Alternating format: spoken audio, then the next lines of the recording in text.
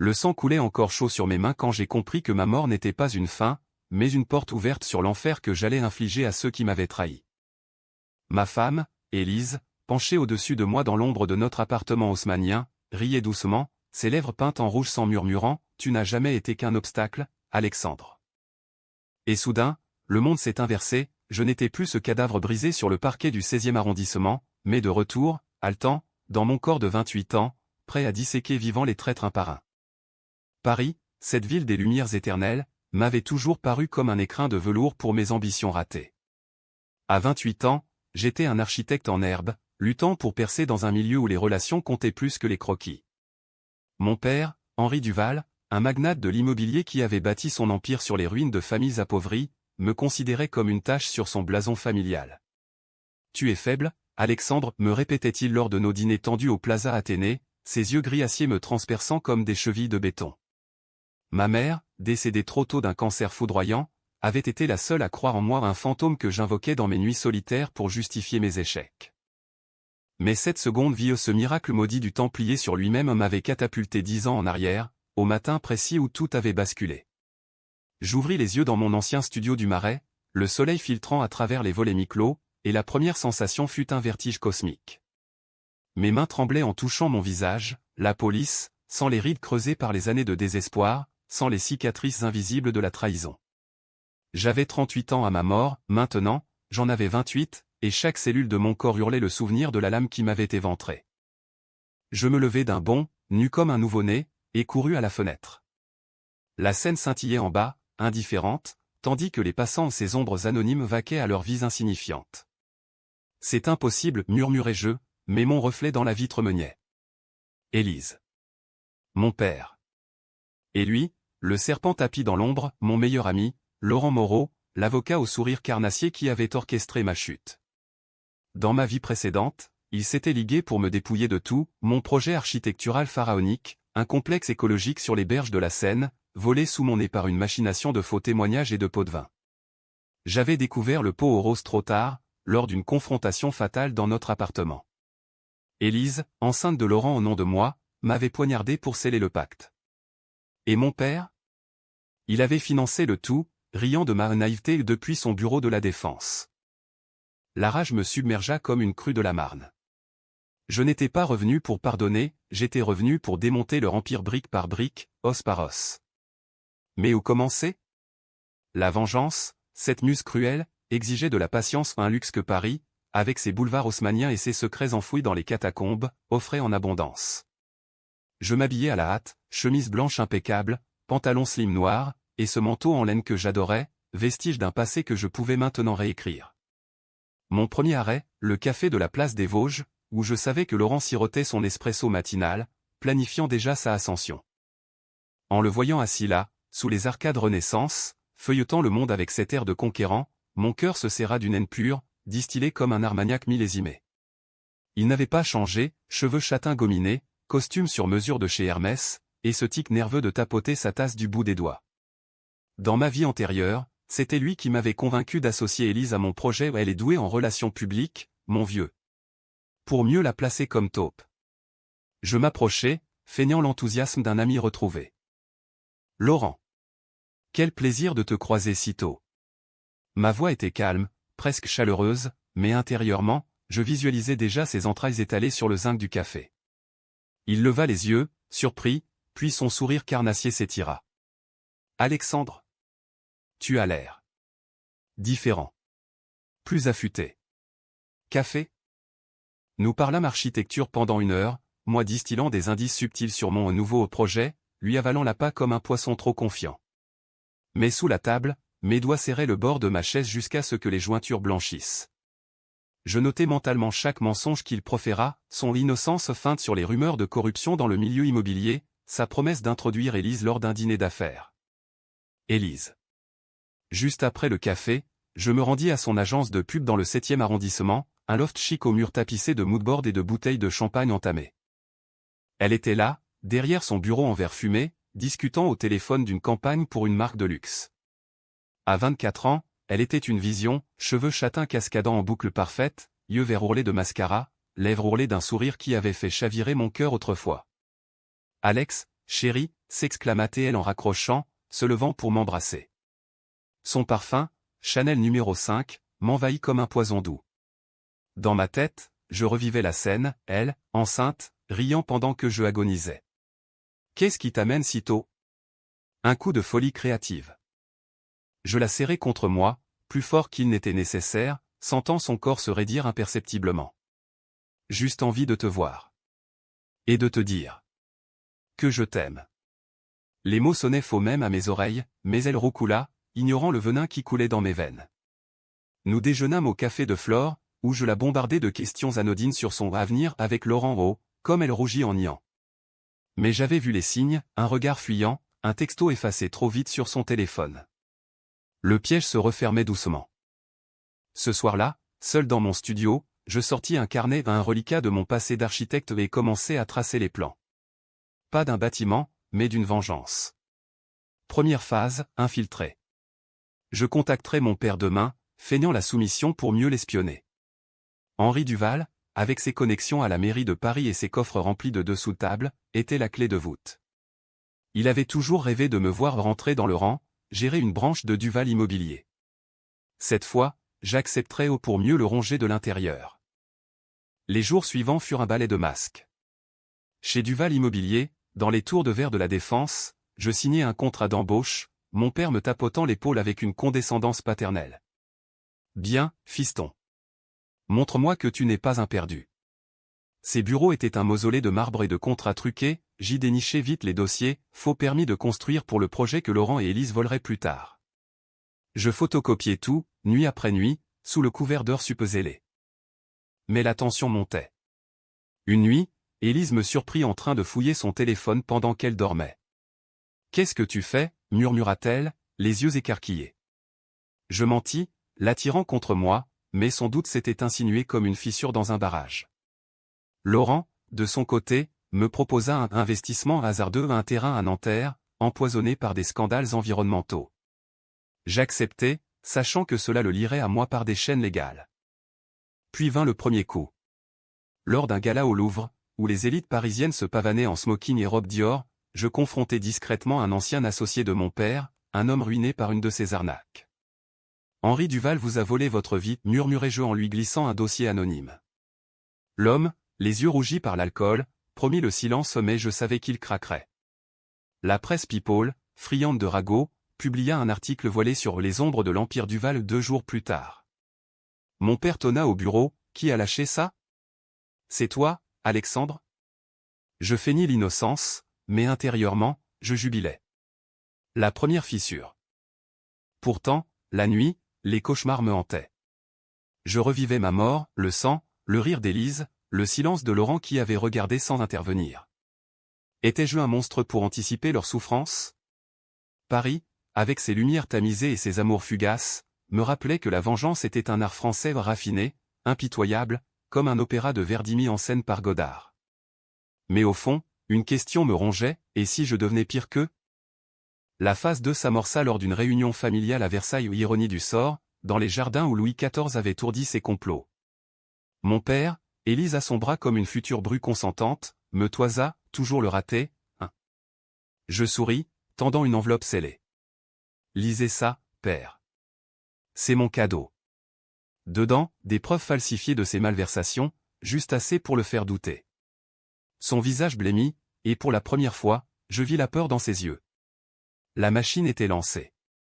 Les semaines suivantes furent un tourbillon de duplicité, où chaque sourire cachait un poignard, chaque poignée de main un serment de sang. J'avais transformé mon studio en quartier général clandestin, cartes de Paris punaisées au mur, dossiers empilés comme des briques d'un mur de Jéricho, et un ordinateur portable bourré de virus numériques prêts à infester les serveurs de Duval Immobilier. Paris, cette maîtresse capricieuse, conspirait avec moi, ses métros bondés pour des rendez-vous secrets, ses bistrots enfumés pour des murmures d'espions improvisés, ses nuits pluvieuses pour noyer les remords. Élise, sentant le vent tourner, redoubla d'affection. « Tu changes, Alex » me dit-elle un soir, allongée sur les draps de soie de notre lit non, de mon lit, car je refusais désormais de partager le sien. Ses doigts traçaient des cercles sur ma poitrine, mais je ne sentais que le froid de la lame fantôme. « C'est bien. Tu deviens ambitieux. » J'acquiesçai, l'embrassant pour masquer mon dégoût, tout en enregistrant mentalement chaque mot. Elle ignorait que j'avais déjà piraté son agenda, des dîners professionnels avec Laurent, des voyages à Cannes masqués en séminaire. Le serpent se mordait la queue. Mon père, lui, réagissait comme un taureau piqué, il me confia plus de responsabilités, me testant, me sondant. Prouve-toi, fiston. Gère le projet Nanterre. C'était l'appât parfait. Dans ma vie précédente, ce terrain avait été mon tombeau financier pollué, invendable, un piège tendu par Laurent pour me ruiner. Cette fois, j'inversais les rôles. Avec l'aide d'un hacker freelance rencontré dans les sous-sols du canal Saint-Martin, un gamin au dread nommé Karim, payé en cash et en promesses, je falsifiais les rapports environnementaux. Duval Immobilier racheta le terrain à prix d'or, et quand les vraies analyses tombèrent, fuitées anonymement à la presse, ce fut Laurent qui porta le chapeau, son conseil juridique défaillant. Le scandale éclata comme une bulle de savon empoisonnée. Le Figaro titra « Affaire Nanterre, l'avocat Laurent Moreau au cœur d'une fraude immobilière ?» Élise pleura dans mes bras ce soir-là, feignant l'horreur. « C'est horrible, Alex. Il était ton ami. » Je la consolai, caressant ses cheveux, imaginant les arracher un à un. Laurent m'appela frénétiquement, « C'est un coup monté, vieux. Aide-moi. » Je promis, bien sûr, tout en contactant discrètement le procureur, un vieil ami de mon père, maintenant redevable à moi après un don anonyme. La tension grimpa d'un cran lors d'une soirée privée chez Maxims, où les huiles de la finance parisienne se gavaient de foie gras et de ragots. Mon père, ivre de cognac, me coinça dans un coin, « C'est toi qui as manigancé ça, n'est-ce pas? Pour me tester ?» Ses yeux, injectés de sang, me rappelaient ceux d'un animal acculé. Je ris, un rire bas et théâtral. « Père, je ne suis que votre fils. Mais peut-être que vous devriez nettoyer vos écuries d'Augia avant de m'accuser. » Il leva la main, mais la rabaissa, conscient des regards. La graine de la paranoïa était plantée. Pourtant, mes propres démons me rattrapaient. Une nuit, après avoir vu Élise quitter subrepticement notre appartement pour un rendez-vous tardif, je la suivis. Taxi jusqu'au 8e arrondissement, un hôtel discret près des Champs-Élysées. Elle entra, et 5 minutes plus tard, Laurent la rejoignit. De ma planque dans l'ombre d'un Porsche, je les vis s'embrasser à travers la vitre embuée du lobby. La rage bouillonnait, un acide pur dans mes veines. Je pouvais entrer, les confronter, tout faire imploser là, maintenant. Mais non, la vengeance française est un vin qui se bonifie avec le temps. Je pris des photos honnêtes, incriminantes, et rentrai, le cœur un volcan endormi. Le lendemain, je confrontai Élise avec une douceur empoisonnée. « Où étais-tu hier soir ?»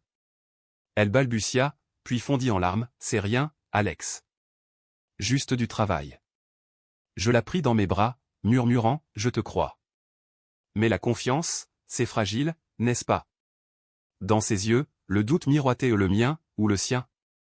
Karim, mon hacker, m'envoya un fichier, d'Aimé entre elle et Laurent, planifiant non seulement le vol de mon projet, mais pire un faux témoignage pour me faire accuser d'escroquerie, me jetant en prison pour couvrir leurs traces.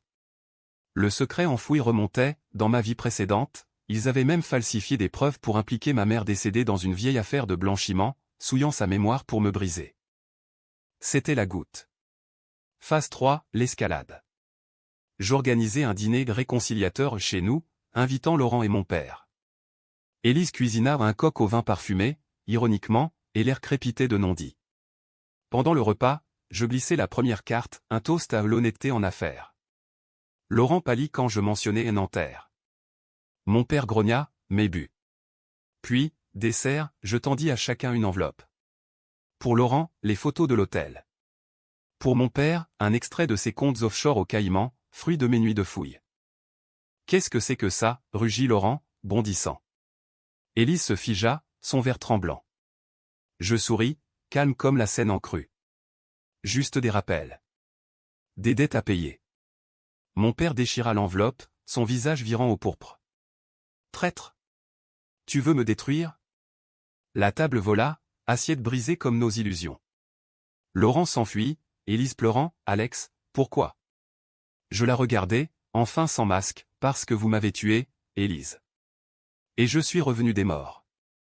La police fut appelée au par eux, bien sûr. Mais j'avais anticipé, Karim avait effacé les traces numériques, et mes preuves étaient anonymes. L'enquête tourna court, mais les fissures s'élargissaient. Laurent perdit ses clients, mon père des contrats. Et moi? Je savourais, mais la solitude me rongeait. Paris, avec ses amants volages et ses révolutions oubliées, me chuchotait, la vengeance isole plus que la mort. Bientôt, le premier sang coula. Pas le mien. L'hiver s'abattit sur Paris comme une malédiction biblique, pluie incessante, vent hurlant le long de la Seine, et un froid qui s'infiltrait dans les os comme le remords. J'avais transformé ma vengeance en une symphonie macabre, chaque note un pas vers l'abîme. Laurent, acculé, tenta une contre-attaque pathétique, il m'accusa publiquement de chantage lors d'une interview au JDD, pleurnichant sur l'amitié trahie. Les tabloïds s'en délectèrent l'architecte ambitieux contre l'avocat déchu, mais j'avais déjà semé le doute. Un whistleblower anonyme, moi, via un proxy, fuitait ses mails compromettants, pot de vin à des juges, liaison avec des épouses d'associés. Son cabinet s'effondra comme un château de cartes sous un souffle de Mistral. Élise, elle, glissa dans la folie douce des femmes trahies ou coupables. Elle me suppliait de sauver notre amour, passant des nuits à genoux, mais je la repoussais avec une tendresse cruelle. Prouve-le, disais-je, lui assignant des tâches absurdes, surveiller Laurent, me rapporter ses mouvements. Elle obéissait, les yeux creux, devenant mon espionne malgré elle. Un soir, elle me confia le secret, Laurent parle d'un accident. Pour toi. Un malencontreux accident de chantier. Mon sang se glaça dans ma vie précédente, c'était ainsi qu'ils avaient tenté de m'éliminer d'abord, avant le couteau final. Je la serrai contre moi, merci, ma chérie. Tu me sauves la vie. Mon père, le roc fissuré, sombra dans la paranoïa. Il me convoqua dans son bureau, un bunker de cuir et de cigares cubains. Assieds-toi, fiston. Qu'est-ce que tu veux vraiment? Sa voix chevrotait, un vieillard usé par ses propres poisons. Je m'assis, croisant les jambes avec nonchalance. Rien que vous ne m'ayez pris, père. Mon projet. Ma dignité. Ma vie. Il blêmit. Ta mère. Elle t'a gâté. C'est pour ça que tu es faible. La gifle verbale me piqua, mais je ripostai, faible? J'ai survécu à vous trois. Et maintenant, je vous enterre. Je sortis un dossier où le vrai, cette fois, preuve de ses crimes, y compris le blanchiment qui avait indirectement causé la mort de maman, stressé jusqu'au cancer. Il s'effondra, pleurant pour la première fois. Pitié, Alex. Je te rends tout. Mais la pitié était un luxe que je n'avais plus. Je le laissai mariner, sachant que la peur le rongerait plus que n'importe quel coup. La phase d'escalade culmina lors d'une tempête qui transforma les rues en torrent. J'avais orchestré une réunion d'urgence au chantier de Nanterre, le terrain maudit. Laurent y vint, escorté d'avocats zélés, Élise à ses côtés comme une ombre pâle. Mon père arriva en dernier, parapluie dégoulinant. Finissons, grognai-je sous la pluie battante, les ouvriers évacués pour l'occasion. Je projetai sur un écran improvisé les preuves, vidéo de leur rendez-vous, audit falsifié, et le clou à un enregistrement audio d'Élise confessant le meurtre planifié. Tu nous as piégés, hurla Laurent, chargeant comme un taureau. Je l'esquivai, et il glissa dans la boue, son costume ruiné comme son honneur. Puis, le moment controversé. Dans la confusion, je sauvai Élise d'une poutre instable en réalité, un sabotage mineur que j'avais moi-même provoqué. Elle s'accrocha à moi, trempée, murmurant, tu es mon héros. Mais plus tard, seul avec Laurent dans une baraque de chantier, je laissai libre cours à la bête. Tu m'as volé ma vie, dis-je, le plaquant contre le mur. Mon poing s'abattit une fois, deux fois sur son visage. Du sang coula, mélangeant à la pluie. Arrête. C'est pour Élise, génie-il. Je m'arrêtai, haletant. Tuer maintenant serait trop facile, non, il devait souffrir, voir son monde s'effondrer. Mon père assista à la scène depuis l'ombre, horrifié. Monstre, murmura-t-il. Peut-être l'étais-je. Cette décision a frappé un homme à terre me hanta, était-ce justice ou barbarie? Paris, ville de révolutionnaires, approuvait tacitement, ses rues avaient vu des guillotines virtuelles. Mais intérieurement, la faille grandissait. Élise, brisée, avorta secrètement de Laurent, bien sûr. Elle me le confia un matin, effondrée sur le carrelage de notre salle de bain. C'était ton enfant, Alex. Dans ma tête. Le mensonge me révulsa, mais je la relevai, l'embrassant comme un bourreau son condamné. On recommence à zéro. Mensonge, bien sûr. J'utilisais sa vulnérabilité pour lier mon père, et dès là, où tout sort. Il céda, transférant des fonds en mon premier butin. La presse s'emballa, scandale familial chez les Duval, trahison et coup bas.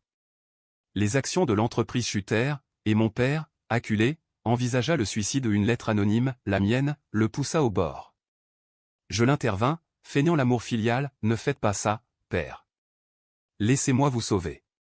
Ironie exquise. Mais le twist se profilait. Karim, mon allié, me trahit, il vendit des infos à Laurent pour un paquet. Lors d'une confrontation nocturne au but de Chaumont, Laurent me tendit une arme illégale, bien sûr. Finissons en, Alex. La pluie martelait, et pour la première fois, je vis la peur dans ses yeux. Je désarmai, mais pas sans coup, une balle effleura mon épaule, sans réal comme dans mon cauchemar. Guérison forcée, je revins plus fort. La vengeance entrait en crescendo. Le printemps fleurit tard à Paris cette année-là, comme si la ville elle-même hésitait à renaître après mes tempêtes. Mon épaule bandée me lançait comme un rappel, la vengeance n'était pas un jeu d'échecs, mais une danse avec la faux. Laurent, en cavale après l'incident des buts, se terra dans un appartement miteux de Belleville, entouré de voyous qu'il payait pour sa protection. J'aurais pu alerter Interpol où ces malversations traversaient les frontières, mais non, je voulais le voir ramper. Élise, maintenant une coquille vide, errait dans notre appartement comme un fantôme de Madame Bovary, avalant des pilules pour noyer ses regrets. Je t'aime encore, gémissait-elle, mais ses yeux trahissaient la terreur. Mon père, le patriarche brisé, capitula pleinement lors d'un déjeuner au Trocadéro, avec la tour Eiffel en toile de fond ironique. Prends l'entreprise, Alex. Tout. Sa voix était un murmure cassé, ses mains tremblantes versant du vin rouge comme du sang. Je signai les papiers, devenant PDG de Duval Immobilier au nom pour bâtir, mais pour démanteler. Premier décret, audit total, exposant des décennies de corruption. La justice frappa, perquisition, arrestation de lieutenant. Mon père, épargné pour l'instant, sombra dans l'alcool, hanté par des visions de maman où elle me maudit depuis l'enfer, confia-t-il un soir, ivre, au téléphone. La décision la plus controversée vint alors, pardonner ? Non. J'utilisais Élise comme appât. Ramène-moi Laurent, lui ordonnai-je. Désespérée, elle obéit, organisant une réconciliation dans un entrepôt abandonné près de la gare de l'Est, lieu symbolique, porte des exils. La nuit était lourde d'odeurs d'huile et de métal rouillé. Laurent arriva, méfiant, flanqué de deux brutes. Quoi, une trêve, ricana-t-il. Élise pleura, pour nous sauver tous. Puis je sortis des ombres, un dossier à la main au nom des preuves, mais un contrat, signe, et disparaît. Où je publie tout, ton enfant avec ma femme, tes crimes, ton rôle dans ma mort imminente. Il signa, les mains tremblantes, mais attaqua, une des brutes me plaqua, l'autre visa avec un flingue. Chaos, coup, cri, le bruit sec d'un tir. La balle frôla Élise, qui hurla. Dans la mêlée, je saisis un barre de fer, décision impulsive, barbare, et l'abattis sur la brute. Os brisé, hurlement. Laurent fuit, mais je le rattrapai, le plaquant au sol. Finissons au grogné-je, mon genou sur sa gorge. Élise supplia, non, Alex. Pas comme ça. Je lâchai, dégoûté de moi-même. Était-ce vengeance ou meurtre? La ligne s'effaçait, comme les pavés de Paris sous la pluie. La police arriva, appelée par Élise, dans un sursaut de conscience. Laurent fut arrêté pour agression, ses complices aussi. Mais le scandale enfla, le nouveau PDG de Duval impliqué dans une rixe violente. La presse me dépeignit en anti-héros, mi-victime mi-monstre. Mon père, apprenant l'affaire, tenta le suicide pour de bon, pilule dans sa baignoire de Neuilly. Je le sauva, le faisant interner non par amour, mais pour prolonger son agonie morale. Pourtant, un doute s'insinua, et si ma renaissance n'était qu'une boucle infernale? Les nuits, je rêvais de ma mort, mais maintenant, Élise tenait le couteau, son visage se fondant au mien. Elle me confronta un matin, tu n'es plus l'homme que j'aimais. Qui es-tu? Je ris, amer, celui que tu as créé. Elle partit, emportant des secrets ou peut-être pour me trahir à nouveau. La phase finale s'approcha lors du procès de Laurent, un cirque médiatique au palais de justice. Témoignages accablants, flash des photographes. Je pris la barre, voix ferme, il a volé mon âme. Mais le twist frappa comme la foudre, Élise, citée comme témoin, craqua. C'est moi qui ai poignardé Alexandre. Dans un rêve qu'il m'a raconté. Il est obsédé, fou. Les murmures s'élevèrent. Avait-elle inventé pour le sauver? Ou révélé ma connaissance surnaturelle? Le juge fronça les sourcils, Monsieur Duval, expliquez cette vision au point. Je balbutiai, masquant le choc. Laurent sourit depuis le banc des accusés où il savait. Le doute s'installa, ma renaissance n'était-elle qu'une hallucination? Non, les cicatrices invisibles brûlaient encore. Mais le jury hésita, et Laurent s'en tira avec une peine réduite au sursis, grâce à des preuves falsifiées par Élise. La rage revint, purifiée. Mon père, depuis sa clinique, m'appela « Fils, arrête. » Avant qu'il ne soit trop tard. Trop tard? Paris, avec ses printemps trompeurs, me rappelait que la vraie tragédie est l'illusion de contrôle. Le crescendo montait, un dernier acte, sanglant. L'été enveloppa Paris d'une chaleur moite, transformant les boulevards en four où les secrets pourrissaient au soleil. Le procès avait laissé des braises, Laurent libre, mais marqué, évitant les lumières comme un vampire repentant, Élise disparue, enfuie à Marseille avec un billet pour l'oubli, mon père, un spectre en chaise roulante dans sa clinique de la banlieue ouest, murmurant des absolutions que je refusais. J'avais gagné l'entreprise, mais perdu l'âme ou plutôt, forgé une nouvelle, taillée dans l'acier trempé de la haine. Les actionnaires me acclamaient comme un sauveur, ignorant que je saignais l'empire de l'intérieur, dont massif à des associations anticorruption, projets écologiques sabotant les vieux réseaux sales. Duval Immobilier renaissait, mais sous mon règne impitoyable. Pourtant, le vide hurlait. Une nuit, errant le long des quais, je croisai un mendiant qui ressemblait à mon reflet, yeux creux, manteau rapiécé. La vengeance, monsieur, c'est un mirage, crachota-t-il. Paris, philosophe des ruelles, validait. Mais je ne pouvais arrêter, la machine, lancée, exigeait son tribut final. Le dénouement se noua lors d'une réception au musée d'Orsay, sous les horloges géantes et les nus provocants de Courbet. Toute l'élite était là, juge, promoteur, et Laurent, invité par erreur ou par mon piège. Élise revint, spectrale en robe noire, m'approchant avec un verre de champagne empoisonné de larmes. Alex, pardonne-moi. J'ai tout confessé à la police. Sur moi. Ces mots me figèrent, elle avait avoué le plan du meurtre, non le mien passé, mais un hypothétique qu'elle avait extrapolé de mes rages nocturnes. Laurent fut réarrêté sur le champ, menottes cliquetant comme un final d'opéra. Mon père, amené en fauteuil, me prit la main, « Fils, c'est fini. Laisse aller. » Pour la première fois, je vis l'homme derrière le monstre d'un vieillard brisé par ses propres trahisons. « Maman t'aurait haï pour ce que tu es devenu, » ajouta-t-il. La pique transperça. Dans la cohue, Laurent hurla, « C'est lui le vrai tueur. Il sait des choses impossibles. » Le chaos, garde, cri, flash. Je m'effondrai, confessant tout au nom la renaissance, mais ma haine. J'ai voulu les détruire parce qu'ils m'ont déjà détruit. Le twist final frappa comme un coup près, lors de l'interrogatoire qui suivit, un psychiatre me diagnostiqua une amnésie traumatique que j'avais inventée et une mort passée pour justifier ma paranoïa. Était-ce vrai? Mes souvenirs vacillèrent, le couteau, le sang. Hallucination? Ou réalité pliée? Laurent, en cellule, se pendit cette nuit-là, laissant une note, il est le diable revenu. Élise, arrêtée pour complicité, se suicida en détention, murmurant mon nom comme une malédiction. Mon père mourut paisiblement une semaine plus tard, me léguant tout avec une lettre, vie, Alexandre. Pas pour venger, mais pour renaître vraiment.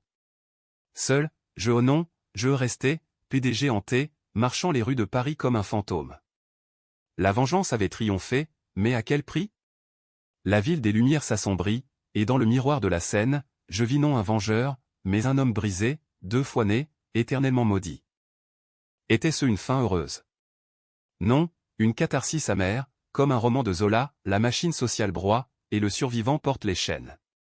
Mais au lever du soleil sur Notre-Dame, une étincelle, peut-être, enfin, la paix. Ou le début d'un nouveau cycle.